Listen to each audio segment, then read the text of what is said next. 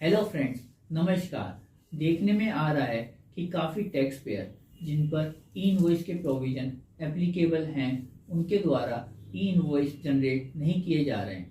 आजकल डिपार्टमेंट द्वारा ई invoice generate नहीं होने पर पेनल्टी के नोटिस दिए जा रहे हैं। इन पेनल्टी के नोटिस से कैसे बचा जाए या पेनल्टी को कैसे कम करवाया जाए, आज की इस वीडियो में इसी पर बात करने जा रहे हैं। फ्रेंड्स, ऐसे टैक्स पेयर जिनका टोटल टर्नओवर 17-18 से 22-23 के किसी भी ईयर में 5 करोड़ से ज़्यादा है तो उस केस में 1 अगस्त 2023 से उन पर ई इनवॉइस के प्रोविज़न एप्लीकेबल हो चुके हैं।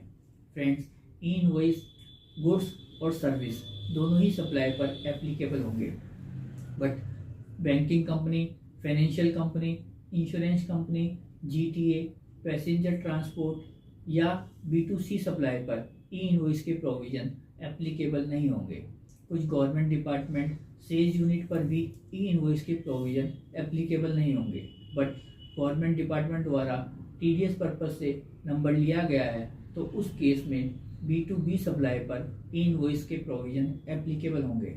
RCM के केस में या फिर डेबिट नोट, क्रेडिट नोट पर भी ई इनवॉइस के प्रोविज़न एप्लीकेबल होंगे। फ्रेंड्स, आ रही ई इनवॉइस के संबंध में पेनल्टियों से कैसे बचा जाए, यह case to case, matter to matter depend करता है।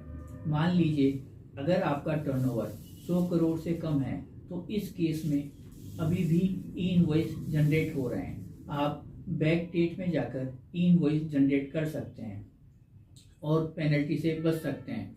मान लीजिए टर्नओवर 100 करोड़ से अधिक है तो उस केस में ई इनवॉइस की टाइम लिमिट 30 दिन है।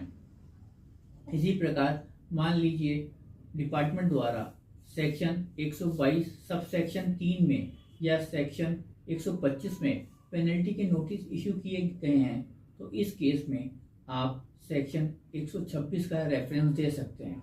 फ्रेंड्स, सेक्शन 126 पर हमारे वीडियो द्वारा ऑलरेडी वीडियो अपलोडेड है, आप चाहें तो उसे कंसीडर कर सकते हैं। जय हिंद, जय भारत।